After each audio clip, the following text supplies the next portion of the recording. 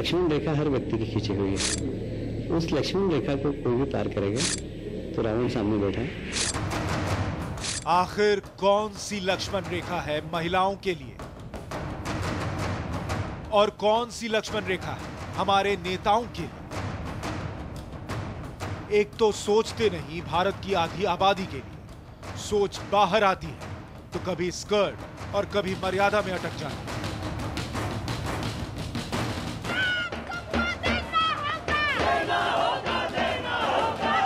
नौजवान जब विजय चौक में आवाज उठाते हैं तो उनके नारों में आवाज मिलाते नहीं, आवाज मिलाना तो शक्ल तक नहीं दिखाते।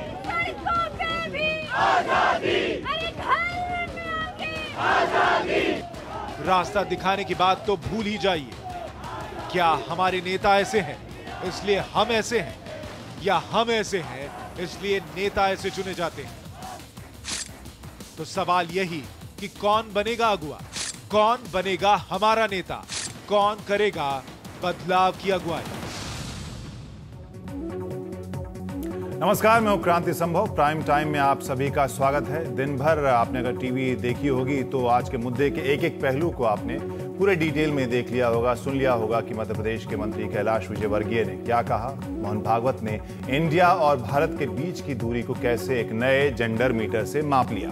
लेकिन आज ही क्यों, हाल फिलहाल में कई नेताओं को हमने ऐसे बयान देते सुना है जो बता रहे हैं कि हमारे देश में सोच क्या है महिलाओं के लिए, हिंसा के लिए। और गलतफहमी में न रहें, केवल पुरुष नेता ही नहीं बल्कि महिला नेताओं की भी सोच लगभग वही दिखी है। कई लोग ये भी सोच रहे हैं कि जब कैमरा ऑन हो तब ऐसे बयान आए तो सोचिए असल सोच कैसी हो सकती है। बता रहा है कि जिस भारतीय सभ्यता की दुहाई 21वीं सदी में सबसे ज्यादा दी जा रही है उसमें परिवार के वैल्यू क्या रास्ता पकड़ चुके हैं। जिन्हें अब तक अबला कहा जाता रहा है उसमें तो इतना बल था कि पहले वो एक छह हैवानों से बस में लड़ी, बाद में 13 दिन तक मौत से भी लड़ी। वहीं सबसे बड़ा बलवान कहलाने वाला सिस्टम और महान भारतीय समाज चुपचाप खड़ा देखता रहा। इस घटना ने अब सबको झकझोरा है। लग रहा है कि हम सब एक साथ एक मुद्दे पर सोच रहे हैं। कुछ बदलाव की सुगबुगाहट लग रही है, कुछ नतीजे भी दिख रहे हैं। फास्ट ट्रैक कोर्ट की चर्चा, दिल्ली पुलिस थानों में महिला पुलिसकर्मी की मौजूदगी, कानून में बदलाव के लिए चर्चा, कमेटी और कमीशन, फांसी हो या न हो इस पर चर्चा हो रही है। खाप पंचायतों के लिए भी सुप्रीम कोर्ट कुछ कह रहा है। लेकिन इन सब के बीच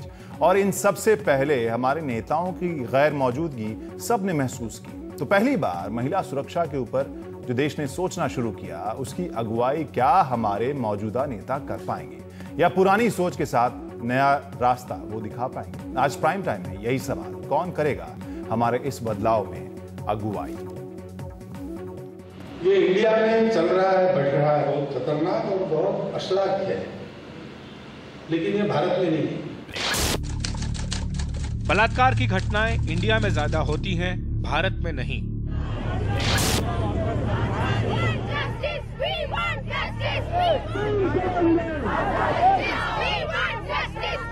देश भर में बलात्कार के बढ़े मामले और उन्हें लेकर जारी विरोध के बीच दिमाग चकरा देने वाला यह बयान आरएसएस प्रमुख मोहन भागवत की तरफ से आया। ये इंडिया में चल रहा है, बढ़ रहा है, बहुत खतरनाक और बहुत अश्लाघ्य है, लेकिन ये भारत में नहीं, ये इंडिया में।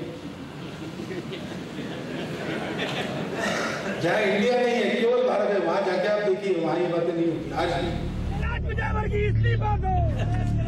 रही सही कसर कैलाश विजयवर्गीय ने पूरी कर दी। मर्यादा का उल्लंघन होता है तो सीता हरण हो जाता है। जिनकी जड़ें तो आरएसएस में हैं, पर फिलहाल मध्य प्रदेश सरकार में उद्योग मंत्री हैं। मुख्यमंत्री शिवराज सिंह चौहान ने हमेशा महिला मतदाताओं को लुभाने के लिए मध्य प्रदेश में कई सारी योजनाओं को लागू किया है। ऐसे में उन्हीं के सरकार के एक बड़े मंत्री का ऐसा बयान न सिर्फ उनके लिए बल्कि पार्टी के लिए भी बड़ी मुश्किल खड़ी कर सकती है। विजयवर्गीय ने सीता हरण का हवाला देकर महिलाओं को मर्यादा न लांघने की नसीहत देते हुए कहा कि लक्ष्मण रेखा के उस पार रावण है। एक ही शब्द है, सिर्फ मर्यादा। मर्यादा का उल्लंघन होता है तो सीता हरण हो जाता है। जब लक्ष्मण रेखा हर व्यक्ति की खींची हुई है, उस लक्ष्मण रेखा को कोई भी पार करेगा तो रावण सामने बैठा तो सीता हरण करके ले जाएगा। एक ही शब्द है, सिर्फ मर्यादा। बयानों पर मचे सियासी बवाल के बीच बीजेपी भी सामने आई, जिसने संघ प्रमुख के बयान का तो बचाव किया, लेकिन विजयवर्गीय की बात से किनारा करते हुए बयान वापस लेने को कहा। मध्य प्रदेश के एक मंत्री की टिप्पणियों को लेकर चर्चा हो रही है। भारतीय जनता पार्टी इस टिप्पणी को उचित नहीं मानती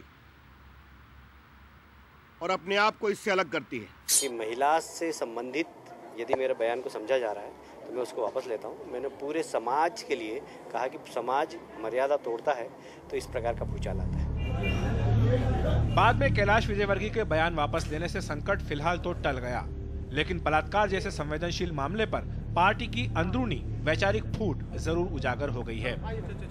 बीजेपी की अपनी लक्ष्मण रेखा है। जब दिल्ली उबल रही थी तब पार्टी ने संयम दिखाया और इस मामले पर राजनीति नहीं की, लेकिन अब लगता है कि कुछ नेताओं का संयम टूट रहा है। लेकिन फिर भी बीजेपी को अपनी लक्ष्मण रेखा का एहसास है। शायद इसीलिए उसने जहां कैलाश विजयवर्गीय के बयान से खुद को अलग कर लिया, वहीं मोहन भागवत के बयान का समर्थन कर दिया। भोपाल से सिद्धार्थ रंजन दास के साथ दिल्ली में अखिलेश शर्मा, एनडीटीवी इंडिया। तो इसी मुद्दे और इसी सवाल के साथ प्राइम टाइम में आज हम हाजिर हैं कि कौन अगर बदलाव हो रहा है तो उसमें करेगा हमारी अगुवाई। और जिस तरह से बयान हम देख रहे हैं उस पर अपने विचार रखने के लिए हमारे साथ खास एक पैनल मौजूद है, जहां प्रोफेसर उमा गुप्ता हैं, महिला एक्टिविस्ट हमारे साथ स्टूडियो में। इसके अलावा स्टूडियो में दिलीप चेरियन भी हैं जो इमेज गुरु हैं। इसके अलावा ओम थानवी जो जनसत्ता के संपादक हैं। साथ में हमारे साथ ओबी पर मौजूद हैं लाइव पिंकी आनंद, वरिष्ठ वकील सुप्रीम कोर्ट की, और किरण बेदी भी फॉर्मर आईपीएस ऑफिसर, और साथ में कई ऐसे आंदोलनों से जुड़ा हुआ हमने देखा है किरण बेदी को। किरण जी, सबसे पहले आप ही से हम सवाल करेंगे, जो बयान, और इसमें केवल कैलाश विजयवर्गीय या मोहन भागवत की बात नहीं होगी कि हाल फिलहाल में जो दिल्ली का गैंगरेप हुआ उसके बाद लगभग हर एक पार्टी की तरफ से कोई ना कोई ऐसा नेता है जिसने ऐसे बयान दिए हैं जिसने आम लोगों को चौंका दिया है।